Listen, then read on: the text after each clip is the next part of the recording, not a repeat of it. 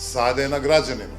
Mi smo uspeli da objedinimo i grupe građana koje su učestvovali u politici, i grupe građana koje su učestvovali u ekologiji, i grupe intelektualaca, i profesore, i mnoge druge, se ipak desilo i mi zaista smatramo da smo odgovorili na zahtev pre svega opozicione javnosti. Dakle, građani Srbije i građani Leskovca imaju za koga da glasaju. Za kandidatkinju, predsjedničku kandidatkinju na broju 2, za listu poslaničku na broju 9 i da ne zaboravimo, mnogo nažalost je naše deci u Beogradu i da glasaju naša deca, da im kažete da glasaju za broj 7, ne dajemo Beograd u Beogradu, i mi smo već pobednici time što učestvujemo na izborima, a siguran sam da smo u budućnosti jedini koji se mogu nadati sigurnoj pobedi.